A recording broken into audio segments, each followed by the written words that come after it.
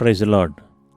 ಕರ್ತನಾದ ಯೇಸುವಿನ ನಾಮದಲ್ಲಿ ಪುನರಾವರ್ತಿ ನಿಮ್ಮೆಲ್ಲರನ್ನ ದೇವರ ವಾಕ್ಯ ಧ್ಯಾನಕ್ಕೋಸ್ಕರ ಸ್ವಾಗತವನ್ನು ಮಾಡುವಂಥವರಾಗಿದ್ದೇವೆ. ಪ್ರಿಯ ಸಹೋದರ ಸಹೋದರಿಯರೇ, ಈ ದಿನದ ವಾಕ್ಯ ಧ್ಯಾನಕ್ಕಾಗಿ ಕ್ಷಮಾಪಣೆ, ಫರ್ಗಿವ್ನೆಸ್ ಅಂತೇಳಿದ್ರೆ ಏನು ಅಂತೇಳಿ ನಾವು ತಿಳ್ಕೊಳ್ಳೋಣ. ಕ್ಷಮಾಪಣೆ, ಕ್ಷಮಿಸುವುದು,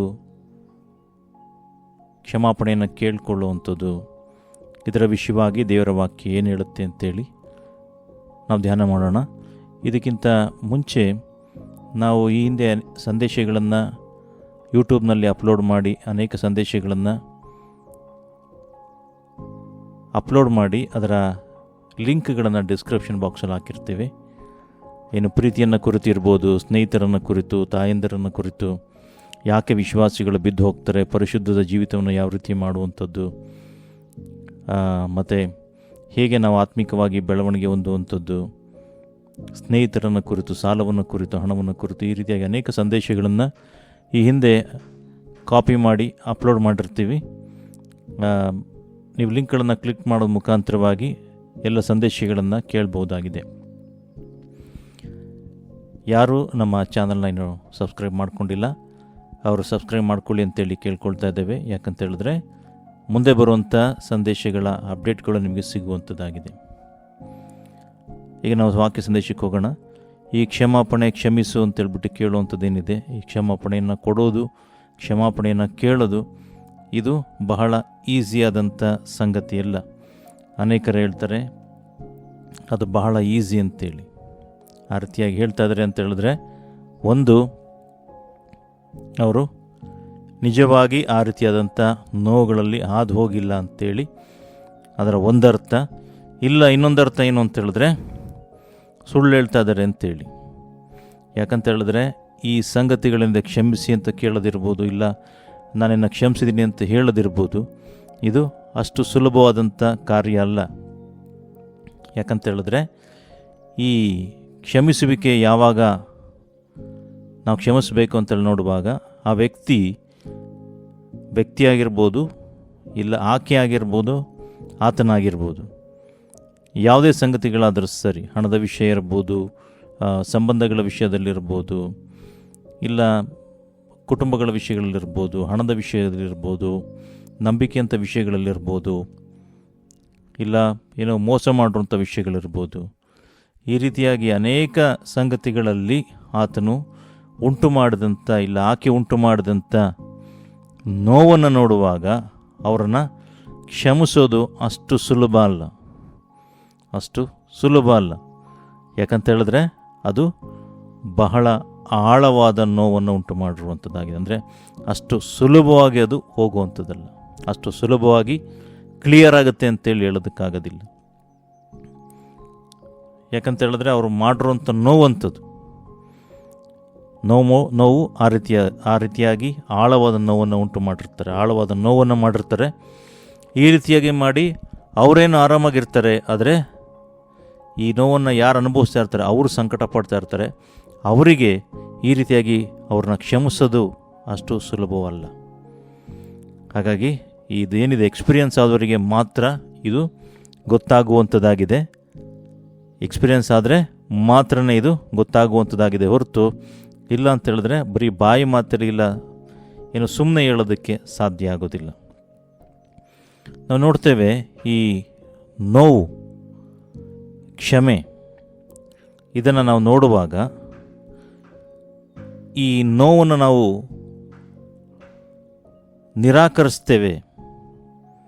ಈ ನೋವನ್ನು ಒಳಗಡೆ ತಗೊಳ್ಳಲ್ಲ ನಾವು ಅಂತ ಹೇಳಬೇಕಾದ್ರೆ ಅದು ಆ ರೀತಿಯಾಗಿ ಮಾಡೋದು ಸಾಧ್ಯ ಆಗೋದಿಲ್ಲ.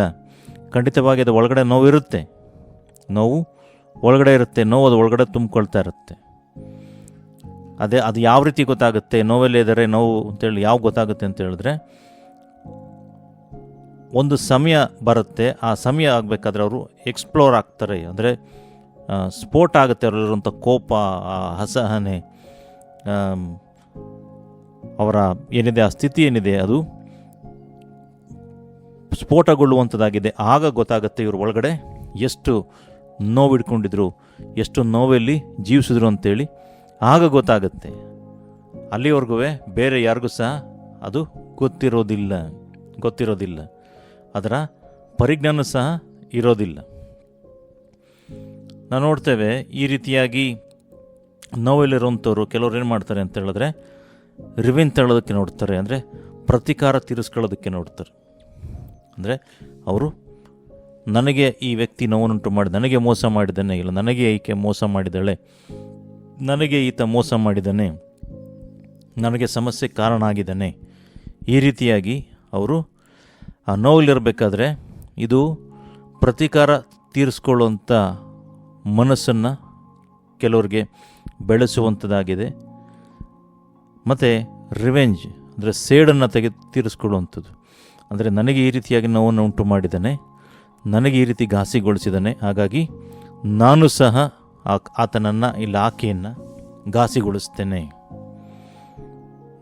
ಆತನಿಗೂ ಸಹ ನೋವನ್ನುಂಟು ಮಾಡ್ತೇನೆ, ಆತನಿಗೂ ಸಹ ಕೇಡು ಮಾಡ್ತೇನೆ, ಆತನಿಗೆ ಅನ್ಯಾಯ ಮಾಡ್ತೇನೆ, ಈ ರೀತಿಯಾಗಿ ಆಲೋಚನೆ ಮಾಡುವಂಥವ್ರು ಸಹ ಇರುವಂಥವರಾಗಿದ್ದಾರೆ. ಈ ರೀತಿ ಆಲೋಚನೆ ಸಹ ಬರುವಂಥದ್ದಾಗಿದೆ. ಇದು ಸಾಮಾನ್ಯ. ಇಲ್ಲ ಇನ್ನು ಕೆಲವ್ರು ಏನು ಮಾಡ್ತಾರೆ ಅಂತ ಹೇಳಿದ್ರೆ ಈ ನೋವಲ್ಲೇ ಮುಳುಗ್ಬಿಡ್ತಾರೆ. ಅಂದರೆ ಈ ರೀತಿಯಾಗಿ ಆಯಿತು ಅಂತೇಳಿ ಅವರು ನೋವಿನಲ್ಲೇ ಮುಳುಗೋಗ್ತಾರೆ. ಅಂದರೆ ನಾನು ಕೆಟ್ಟ ಕಾರ್ಯಗಳನ್ನು ಮಾಡಿದ್ದೇನೆ, ದ್ರೋಹ ಮಾಡಿದ್ದೇನೆ, ಅನ್ಯಾಯ ಮಾಡಿದ್ದೇನೆ, ಮೋಸ ಮಾಡಿದ್ದೇನೆ, ಈ ರೀತಿಯಾಗಿ ಅವರು ಮತ್ತೆ ಅದನ್ನೇ ಜ್ಞಾಪಿಸ್ಕೊಂಡು ಅದರಲ್ಲೇ ಅವರು ಮುಳುಗೋಗ್ತಾರೆ. ಅಂದರೆ ತಮ್ಮನ್ನು ಕ್ಷಮಿಸಿಕೊಳ್ಳಲಾರದೆ ಅಂತ ಸ್ಥಿತಿ ಇದು. ಅದಕ್ಕೆ ನೋಡಿ, ಮನುಷ್ಯನಿಗೆ ಈ 3 ಕ್ಷಮೆಗಳು ಬಹಳ ಮುಖ್ಯ.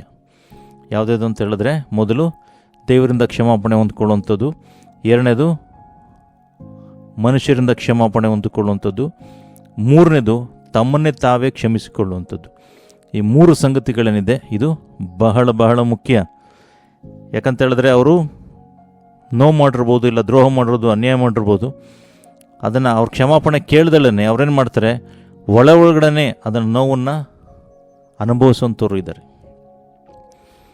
ಇನ್ನು ಕೆಲವರು ಏನು ಮಾಡ್ತಾರೆ ಅಂತ ಹೇಳಿದ್ರೆ ಈ ರೀತಿಯಾಗಿ ನೋವಿಂದ ಅವರು ಅಡಿಕ್ಷನ್ಗಳಿಗೆ ಹೋಗ್ತಾರೆ. ಕುಡುಕತನ, ಇಲ್ಲ ಬೇರೆ ತಂಬಾಕು, ಈ ರೀತಿಯಾಗಿ ಕೆಟ್ಟ ಚಟಗಳಲ್ಲಿ ಮುಳುಗೋಗಿ ಮದ್ಯಗಳನ್ನು ಸೇವಿಸುತ್ತಾ ಅದರಲ್ಲಿ ಆ ನೋವನ್ನು ಮರೆಯೋದಕ್ಕೆ ನೋಡ್ತಾರೆ, ಇಲ್ಲ ಆ ರೀತಿ ನೋವಲ್ಲಿರೋದಕ್ಕೆ ನೋಡ್ತಾರೆ. ಇದು ಸಹ ಒಳ್ಳೆಯದಲ್ಲ. ನೋಡ್ರಿ, ಕ್ಷಮಿಸೋದಕ್ಕೆ ಕಾರಣ ಏನು ಅಂತ ಹೇಳಿದ್ರೆ, ಈ ಕ್ಷಮಿಸುವಂಥದ್ದು ಗ್ರೀಕ್ ಪಾದದ ಒಂದು ಅರ್ಥ ಏನು ನೋಡಬೇಕಾದ್ರೆ, ಇದು ಒಂದು ರೀತಿಯಾದಂಥ ಬಾಧ್ಯತೆಯಿಂದ ಬಿಡುಗಡೆ, ಒಂದು ರೀತಿಯ ಬಾಧ್ಯತೆಯಿಂದ ಬಿಡುಗಡೆ ಅಂತೇಳಿ.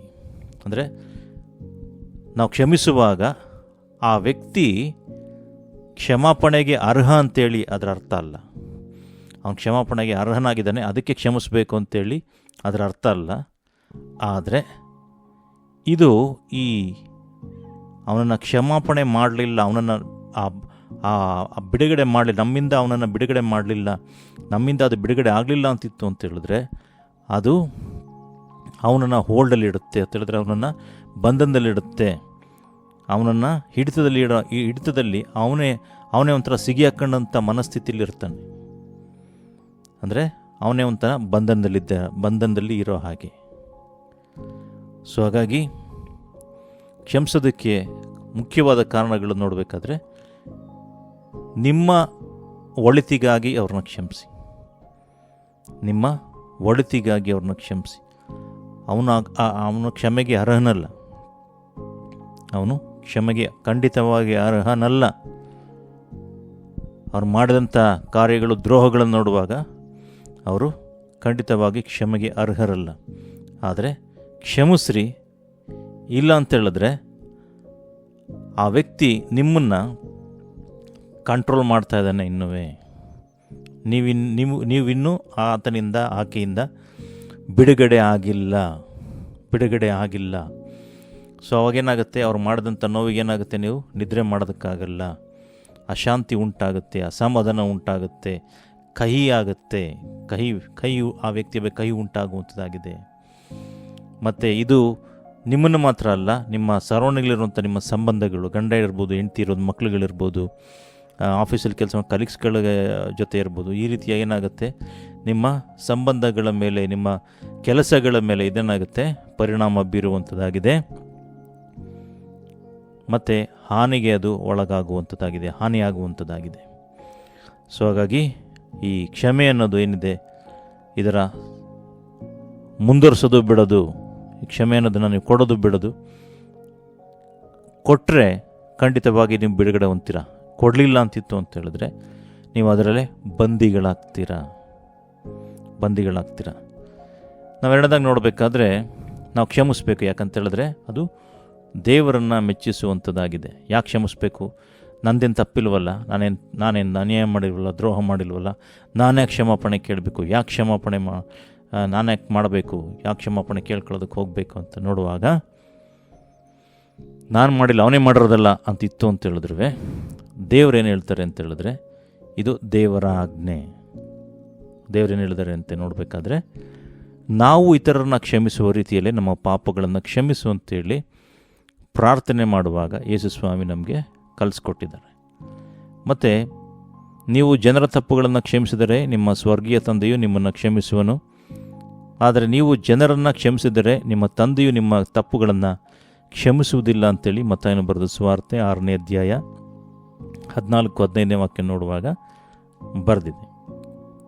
ಸೊ ಹಾಗಾಗಿ ನಾವು ಬಿಟ್ಟು ಕೊಡಬೇಕು. ಅದನ್ನು ಹಿಡಿದಿಟ್ಕೊಳ್ಳೋದಕ್ಕೆ ಹೋಗಬೇಡ್ರಿ. ಕ್ಷಮಿಸ್ತೇವೆ. ಯಾಕೆ ಕ್ಷಮಿಸ್ತೇವೆ ಅಂತ ನೋಡುವಾಗ ದೇವರು ಯೇಸು ಸ್ವಾಮಿ ಕ್ಷಮಿಸಿ ಅಂತ ಹೇಳಿದ್ದಾರೆ.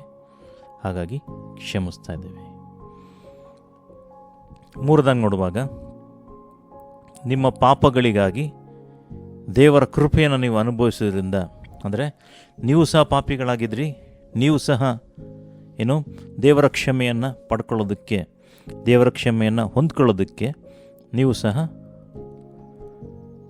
ದೇವರ ಕೃಪೆಯಿಂದ ನೀವು ಅದನ್ನು ನಿಮ್ಮ ಪಾಪಗಳಿಗಾಗಿ ದೇವರ ಕೃಪೆಯಿಂದ ನೀವು ತಪ್ಪಿಸ್ಕೊಂಡಿದ್ದೀರ. ದೇವರು ನಿಮ್ಮನ್ನು ಕ್ಷಮಿಸಿದ್ದಾರೆ. ದೇವರ ಕೃಪೆಯನ್ನು ನೀವು ಅನುಭವಿಸೋದ್ರಿಂದ ನೀವು ಸಹ ಕ್ಷಮಿಸ್ರಿ. ಸೊ ನಾವು ಅದಕ್ಕೆ ಅರ್ಹರಲ್ಲ. ಆದರೆ ದೇವರ ಕೃಪೆ ಏನಿದೆ ಅದು ನಮ್ಮನ್ನು, ನಮ್ಮ ಪ್ರತಿಯೊಂದು ತಪ್ಪುಗಳನ್ನು ಅದು ಅಳಿಸಿ ಹಾಕುವಂಥದ್ದಾಗಿದೆ. ದೇವರು ಅದನ್ನು ಕ್ಷಮಿಸ್ತಾರೆ. ಸೊ ಹಾಗಾಗಿ ದೇವರ ಕ್ಷಮೆಗೆ ನಾವು ಎಷ್ಟು ಅರ್ಹರಿದ್ದೇವೆ ಅಂಥೇಳಿ ನಾವು ತಿಳ್ಕೊಂಡ್ರೆ ಓಕೆ. ಸೊ ನಾವು ತಪ್ಪುಗಳನ್ನು ಮಾಡಿದ್ವಿ, ನಾವು ದೇವರಿಂದ ಕ್ಷಮಾಪಣೆ ಹೊಂದ್ಕೊಂಡಿದ್ದೀವಿ. ಹಾಗಾಗಿ ಅವ್ರನ್ನೂ ಸಹ ನಾವು ಕ್ಷಮಿಸಬೇಕು ಅಂತೇಳಿ ಖಂಡಿತವಾಗಿ ನಿಮಗೆ ಅರಿವಾಗುವಂಥದ್ದಾಗಿದೆ, ಗೊತ್ತಾಗುವಂಥದ್ದಾಗಿದೆ. ಆಗ ಏನು ಮಾಡ್ತೀರಾ, ನೀವು ಬೇರೆಯವ್ರನ್ನ ಬಿಡುಗಡೆ ಮಾಡೋದಕ್ಕೆ ನೀವು ಸಿದ್ಧ ಆಗ್ತೀರ. ಅದಕ್ಕೆ ಯೇಸು ಸ್ವಾಮಿ ಸಹ ಫರಿಸಾಯನಾದ ಸೀಮೋನ್ ಮನೆಗೆ ಭೇಟಿಯಾದಾಗ ಈ ಪಾಠವನ್ನು ಕಲಿಸೋದನ್ನು ನೋಡ್ತೇವೆ. ಲೂಕನು ಬರೆದ ಸುವಾರ್ತೆ 7ನೇ ಅಧ್ಯಾಯ, ಲೂಕ್ ಚಾಪ್ಟರ್ 7 36-50ನೇ ವಾಕ್ಯ ನೋಡುವಾಗ ಅಲ್ಲಿ ಬರೆದಿದೆ. ಯೇಸು ಒಬ್ಬ ಫರಿಸಾಯನ ಮನೆಯಲ್ಲಿ ಊಟ ಮಾಡುವಾಗ ದುರಾಚಾರ್ಯದ ಒಬ್ಬ ಹೆಂಗಸು ಬಂದು ಆತನ ಪಾದ ಸೇವೆ ಮಾಡಿದ್ದು ನಾವು ನೋಡ್ತೇವೆ. ಇಲ್ಲಿ ಆ ಫರಿಸಾಯನಾದ ಸೀಮೋನನು ಯೇಸುವಿನ ಪಾದಗಳನ್ನು ತೊಳೆಯುವಂಥ ಸಾಮಾನ್ಯ ಸೌಜನ್ಯ ಸಹ ಅವನಿಗೆ ಮಾಡಲಿಲ್ಲ. ಆದರೆ ಈ ವ್ಯಭಿಚಾರ ಸ್ತ್ರೀ ತನ್ನ ಕಣ್ಣೀರಿನಿಂದ ಆತನ ಪಾದಗಳನ್ನು ತೊಳೆದು ತನ್ನ ಕೂದಲಿನಿಂದ ಒರೆಸಿ ಆತನ ಪಾದಗಳಿಗೆ ಮುತ್ತಿಕ್ಕಿ ಸುಗಂಧ ದ್ರವ್ಯಗಳನ್ನ ಸುರಿಸೋದನ್ನು ನೋಡ್ತೇವೆ. ಅಂದರೆ ತಾನು ಎಷ್ಟು ಘೋರ ಪಾಪ ಮಾಡಿದ್ದೇನೆ, ದೇವರು ಅವಳನ್ನು ಎಷ್ಟು ಉದಾರವಾಗಿ ಕ್ಷಮಿಸಿದ್ದಾನೆ ಅಂತೇಳಿ ಆಕೆ ತಿಳ್ಕೊಂಡಿದ್ಲು. ಹಾಗಾಗಿ ನಮಗೆ ಅನ್ಯಾಯ ಮಾಡಿದವ್ರಿಗಿಂತ ನಾವು ನೈತಿಕವಾಗಿ ಅಂತ ಹೇಳಿದ್ರೆ ನಾವು ಕರೆಕ್ಟಾಗಿದ್ದೀವಿ, ನಾವು ಶ್ರೇಷ್ಠರು ಅಂತ ಭಾವಿಸೋರಿಗೆ ನಮಗೆ ನೋವನ್ನು ಬಿಟ್ಕೊಡೋದಕ್ಕೆ ಕಷ್ಟ ಆಗುತ್ತೆ. ಅಂದರೆ ಅವ್ರು ಅನ್ಯಾಯ ಮಾಡಿದ್ರಲ್ಲ, ಅವರು ಕಡಿಮೆ, ನಾವು ನೀತಿವಂತರಾಗಿದ್ದೇವೆ, ನಾವು ಸರಿಯಾಗಿದ್ದೇವೆ, ಹಾಗಾಗಿ ನಾವು ಶ್ರೇಷ್ಠರಾಗಿದ್ದೇವೆ, ಆ ರೀತಿಯಾಗಿ ನೀವು ಎಲ್ಲಿ ತನಕ ಭಾವಿಸ್ತೀರ ಅಲ್ಲಿ ತನಕ ನಿಮ್ಮ ನೋವನ್ನು ಬಿಟ್ಕೊಡೋದಕ್ಕೆ ಇಲ್ಲ ಕ್ಷಮಾಪಣೆ ಕೊಡೋದಕ್ಕೆ ಕಷ್ಟ ಆಗುತ್ತೆ. ದೇವರ ವಾಕ್ಯದಲ್ಲಿ ಸ್ಪಷ್ಟವಾಗಿ ಬರೆದಿದೆ, ನೀತಿವಂತರು ಯಾರೂ ಇಲ್ಲ, ಒಬ್ಬರು ಇಲ್ಲ, ಎಲ್ಲರೂ ಪಾಪ ಮಾಡಿ ದೇವರ ಮಹಿಮೆಯನ್ನು ಕಾಣದೆ ಹೋಗಿದ್ದಾರೆ ಅಂತೇಳಿ ದೇವರ ವಾಕ್ಯದಲ್ಲಿ ಸ್ಪಷ್ಟವಾಗಿ ಬರೆದಿರೋದನ್ನು ನಾವು ನೋಡ್ತೇವೆ. ಹಾಗಾದರೆ ಕ್ಷಮಿಸೋದು ಹೇಗೆ ಅಂತ ನೋಡುವಾಗ ನೀವು ತಿಳ್ಕೊಬೇಕು ಚೆನ್ನಾಗಿ. ಈ ಕ್ಷಮಿಸೋದು ಅಂತೇಳಿ ನೀವು ತೀರ್ಮಾನ ಮಾಡಿದಾಗ ಅದು ಆರಂಭ ಮಾತ್ರ ಆಗಿರುವಂಥದ್ದಾಗಿದೆ, ಅದು ಸ್ಟಾರ್ಟಿಂಗ್ ಪಾಯಿಂಟ್. ಸೊ ಇದರಲ್ಲಿ ನಡಿಬೇಕಾದ್ರೆ ನೀವು ಒಬ್ಬರೇ ಅಲ್ಲ, ನೀವು ದೇವರನ್ನು ಪರಿಪೂರ್ಣವಾಗಿ ಅವಲಂಬನೆ ಮಾಡಿ ಅವಲಂಬಿಸಬೇಕಾಗತ್ತೆ. ಸೊ ನಿಮ್ಮ ನೋವುಗಳನ್ನು ಮೊದಲು ಎದುರಿಸೋದನ್ನು ಕಲ್ತ್ಕೊಳ್ರಿ. ಒಂದು ವೇಳೆ ನೀವು ತಪ್ಪು ಮಾಡಿರ್ಬೋದು, ಅಪರಾಧ ಮಾಡಿರ್ಬೋದು, ಚಿಕ್ಕದಿರ್ಬೋದು, ದೊಡ್ಡದಿರ್ಬೋದು, ಎಷ್ಟೇ ಆಳವಾದಂಥ ನೋವು ಇರ್ಬೋದು, ಕಹಿ ಇರ್ಬೋದು, ಈ ರೀತಿಯಾಗಿತ್ತು ಅಂತ ಹೇಳಿದ್ರೆ ಎಸ್ ದೇವರೇ ನನ್ನನ್ನು ಕ್ಷಮಿಸಿ, ಇಲ್ಲ ನನಗೆ ಯಾವ ರೀತಿ ತಪ್ಪು ಮಾಡಿದ್ದಾರೆ, ಯಾವ ರೀತಿ ನೋವನ್ನು ಕೊಟ್ಟಿದ್ದಾರೆ ಅವ್ರನ್ನ ಕ್ಷಮಿಸ್ತೇನೆ, ನನಗೆ ನೋವುಂಟಾಗಿದೆ, ಆದರೆ ಈ ಯಾತನೆಯಿಂದ ನಾನು ಬಿಡುಗಡೆ ಆಗಲು ಬಯಸ್ತೇನೆ ಅಂಥೇಳಿ ಒಪ್ಕೊಳ್ಳುವಾಗ ಇದು ಪ್ರಾರಂಭ ಆಗುವಂಥದ್ದಾಗಿದೆ. ಎರಡನೇದಾಗಿ ನೋಡುವಾಗ ನಿಮ್ಮ ಗಾಯಗಳನ್ನು, ನಿಮ್ಮನ್ನು ಚುಚ್ಚಿ ಮಾತಾಡಿರ್ಬೋದು, ನಿಮಗೆ ದ್ರೋಹ ಮಾಡಿರ್ಬೋದು, ಅನ್ಯಾಯ ಮಾಡಿರ್ಬೋದು, ನಿಮಗೇನೆಲ್ಲ ದ್ರೋಹಗಳನ್ನು ಮಾಡಿತ್ತು ಅಂತ ಹೇಳಿದ್ರು, ನಿಮ್ಮ ಗಾಯಗಳನ್ನು ಗುಣಪಡಿಸೋದಕ್ಕೆ ದೇವ್ರನ್ನ ಕೇಳ್ಕೊಳ್ರಿ. ಗಾಯ ಏನೋ ಮನಸ್ಸಿಗಾದಂಥ ಗಾಯ ಬಹಳ ಬೇಗ ಗುಣ ಆಗೋದಿಲ್ಲ, ಆದರೆ ನಿಮ್ಮ ಗಾಯಗಳನ್ನ ಗುಣ ಮಾಡಿಸೋದಕ್ಕೆ ದೇವ್ರನ್ನ ಕೇಳ್ಕೊಳ್ರಿ. ದೇವರೇ ನನ್ನ ಗಾಯಗಳನ್ನು ಗುಣಪಡಿಸಿ ಅಂತೇಳಿ ಕೇಳ್ಕೊಳ್ರಿ. ಆಗ ಮಾತ್ರ ನಿಮಗೆ ಬಿಡುಗಡೆ ಆಗುವಂಥದ್ದಾಗಿದೆ. ಮತ್ತು ನಿಮಗೆ ದೀರ್ಘಕಾಲದ ಪ್ರಾರ್ಥನೆ ಸಹ ಅವಶ್ಯಕತೆ ಇದೆ ಅಂತ ಹೇಳಿದ್ರೆ, ನಿಮ್ಮ ನೋವು ಎಲ್ಲಿ ತನಕ ಹೋಗಲ್ಲ, ಎಲ್ಲಿ ತನಕ ಕಡಿಮೆ ಆಗಲ್ಲ, ಅಲ್ಲಿ ತನಕ ದೇವರ ಸನ್ನಿಧಿನಲ್ಲೇ ನೀವಿರಬೇಕು. ಯಾವ ರೀತಿಯಾಗಿ ಅನ್ನಳು ತನ್ನ ಹೃದಯದ ನೋವನ್ನೆಲ್ಲ, ತನ್ನ ಅವಮಾನವನ್ನೆಲ್ಲ ದೇವರ ಪಾದದಲ್ಲಿ ಆಳದ ಮುಖಾಂತರವಾಗಿ ಯಾವ ರೀತಿಯಾಗಿ ತನ್ನ ದುಃಖವನ್ನೆಲ್ಲ ದೇವರ ಸನ್ನಿಧಾನದಲ್ಲಿ ಹೊಯ್ತಾ ಇದ್ಲು, ಆ ಪ್ರಕಾರವಾಗಿ ನೀವೇನು ಮಾಡಬೇಕು ಅಂತ ಹೇಳಿದ್ರೆ, ನಿಮ್ಮ ಎಲ್ಲ ನೋವನ್ನು ದೇವರ ಸಮ್ಮುಖದಲ್ಲಿ ಒಯ್ದುಬಿಡ್ರಿ. ದೇವ್ರನ್ನ ಕೇಳ್ರಿ, ದೇವರೇ ನನ್ನ ಗಾಯಗಳನ್ನ ಗುಣಪಡಿಸು ಅಂತೇಳಿ. ದೇವ್ರು ಖಂಡಿತ ಗುಣಪಡಿಸ್ತಾರ? ಎಸ್, ಗುಣಪಡಿಸ್ತಾರೆ.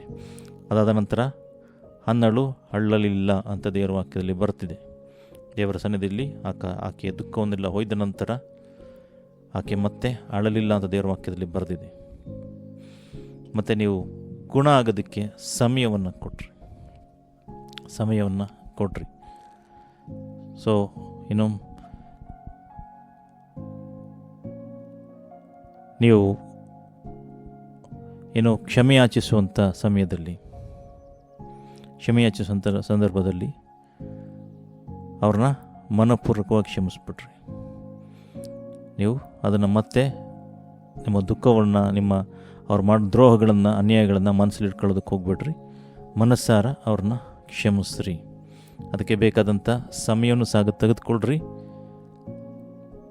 ಅವರ ಬಳಿಗೆ ಹೋಗಿ ಅವ್ರನ್ನ ನನ್ನನ್ನು ಕ್ಷಮಿಸಿದ್ದೇನೆ, ನಾವು ನಿಮ್ಮನ್ನು ಮನಪೂರ್ವಕ ಕ್ಷಮಿಸಿದ್ದೇವೆ ಅಂತೇಳಿ ಹೇಳ್ರಿ. ನೋಡಿ, ಏನು ಗ್ರಾಮ್ಸ್ಟೇನ್ ಅವರ ಪತ್ನಿ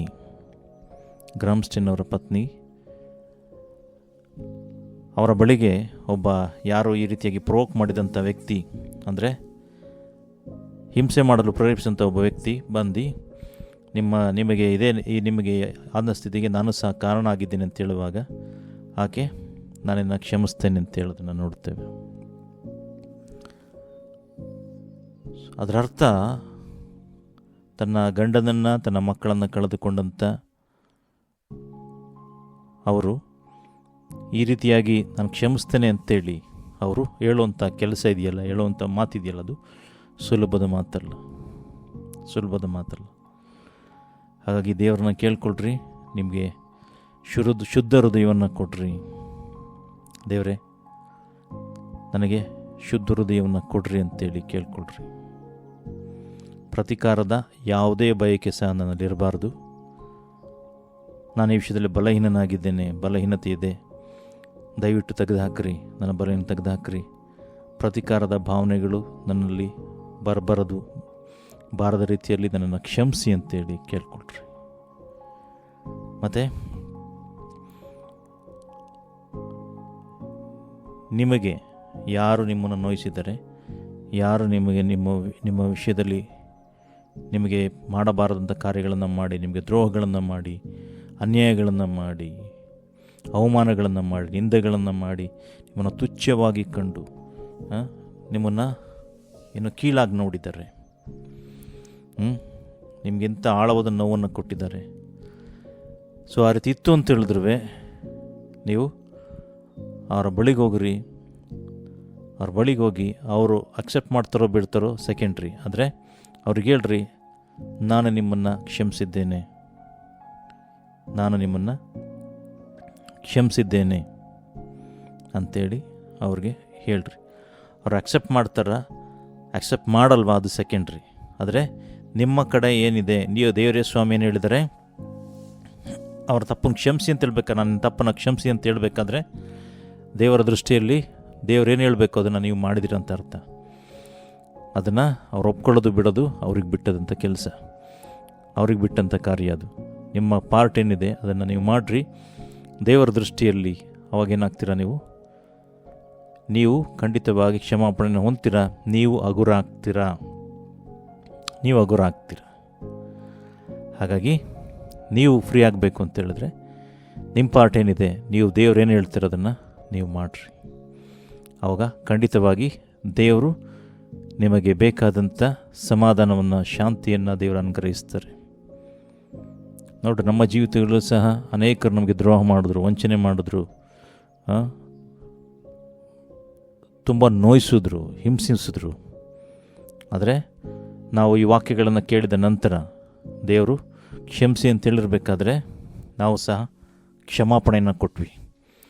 ಯಾಕಂತ ಹೇಳಿದ್ರೆ ನೋಡ್ರಿ, ಬೇರೆ ಯಾರೋ ಅನ್ನೋನ್ ಪರ್ಸನ್ನು ನಿಮಗೆ ದ್ರೋಹ ಮಾಡಿದಾಗ, ನಿಮಗೆ ನೋವುಂಟು ಮಾಡಿದಾಗ ನಿಮ್ಗೆ ಅಷ್ಟು ನೋವು ಅನಿಸಲ್ಲ.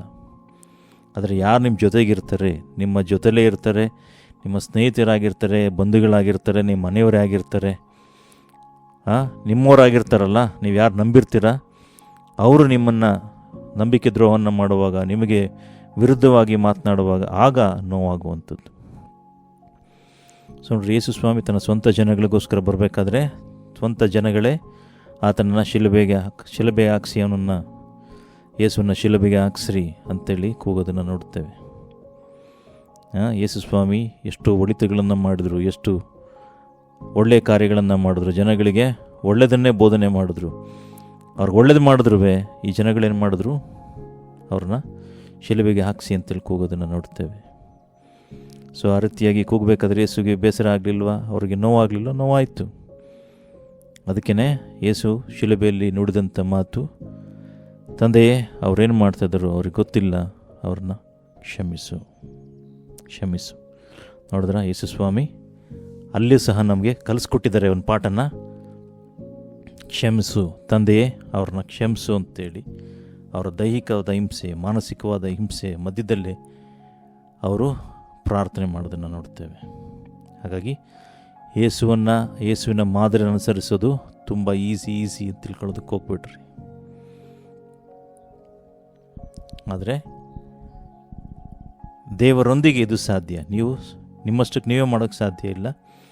ಯೇಸುವಿನ ಮಾದರಿ ಅನುಸರಿಸೋದಕ್ಕೆ ದೇವರೊಂದಿಗೆ ಇದ್ದಾಗ ಸಾಧ್ಯ, ದೇವರೊಂದಿಗೆ ಇರುವಾಗ ಸುಲಭ, ದೇವರೊಂದಿಗೆ ಇಲ್ಲದೆ ಈ ಕಾರ್ಯಗಳನ್ನು ಮಾಡೋದಕ್ಕಾಗಲ್ಲ. ಹಾಗಾಗಿ ಫರ್ಗಿವನ್, ಕ್ಷಮಾಪಣೆ ಏನಿದೆ ಇದು ಬಹಳ ಬಹಳ ಮುಖ್ಯ.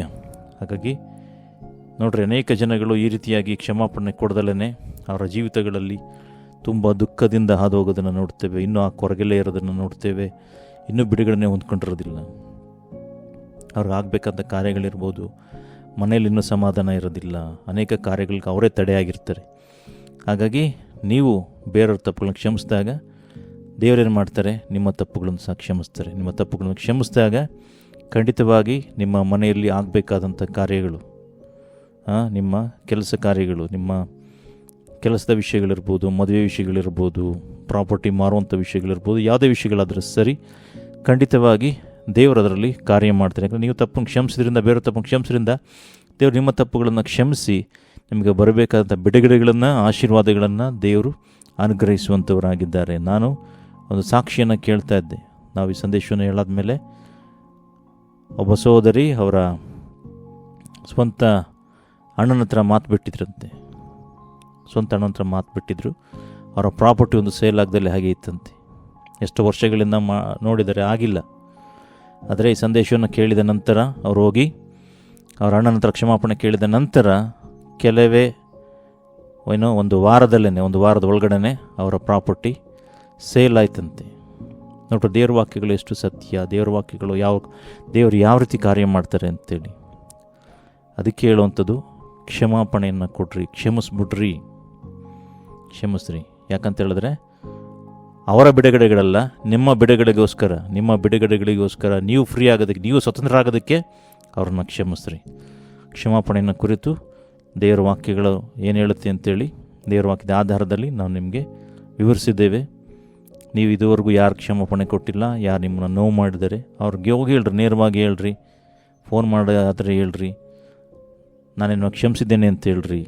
ಇಲ್ಲ ನೀವೇನಾರು ಅವರಿಗೆ ದ್ರೋಹ ಮಾಡಿದರೆ, ವಂಚನೆ ಮಾಡಿದರೆ ಅವ್ರ ಹತ್ರ ಹೋಗಿ ನೀವು ಕೇಳ್ಕೊಡ್ರಿ, ಕ್ಷಮಾಪಣೆನ ಕೇಳ್ಕೊಡ್ರಿ. ನಾನು ತಪ್ಪು ಮಾಡಿದ್ದೇನೆ, ಕ್ಷಮಿಸಿ ಅಂತ ಕೇಳ್ರಿ. ಖಂಡಿತವಾಗಿ ಅವ್ರು ಕ್ಷಮಿಸ್ತಾರೋ ಇಲ್ವೋ, ಆದರೆ ದೇವ್ರ ಹತ್ರ ಖಂಡಿತ ಕ್ಷಮಾಪಣೆನ ತಗೊಳ್ತೀರ. ಕ್ಷಮಾಪಣೆಯನ್ನು ಅಭ್ಯಾಸ ಮಾಡಿರಿ, ಎಲ್ಲಿವರೆಗೂ? ನಿಮ್ಮ ಕಡೆ ಉಸಿರಿನವರೆಗೂ. ಅದಕ್ಕೆ ಯೇಸುಸ್ವಾಮಿನ ಕೇಳಬೇಕಾದ್ರೆ ಎಷ್ಟು ಸಾರಿ ಕ್ಷಮಿಸಬೇಕು ಅಂದರೆ 70 ಸಾರಿ. ಹಾಗಾಗಿ ಕ್ಷಮಾಪಣೆ ಅನ್ನೋದು ಕೊಡಲೇಬೇಕು. ಅದಕ್ಕೋಸ್ಕರನೇ ಕ್ಷಮಿಸುವಿಕೆ ಅನ್ನೋದು ಬಹಳ ಬಹಳ ಮುಖ್ಯ. ಅದಕ್ಕೋಸ್ಕರ ಯೇಸುಸ್ವಾಮಿ ಕಡೇ ಗಳಿಗೆಯಲ್ಲೂ ಸಹ, ಶಿಲುಬೆ ಮೇಲೆ ಇರುವಾಗಲೂ ಸಹ ಅವ್ರು ಮಾಡಿದಂಥ ಪ್ರಾರ್ಥನೆ, ತಂದೆಯೇ ಅವ್ರನ್ನ ಕ್ಷಮಿಸು, ಅವರೇನು ಮಾಡ್ತಾಯಿದ್ರು ಅವ್ರು ಅರಿಯರು. ದೇವರು ಈ ವಾಕ್ಯಗಳ ಮುಖಾಂತರವಾಗಿ ನಿಮ್ಮನ್ನು ಆಶೀರ್ವಾದ ಮಾಡಲಿ. God bless you.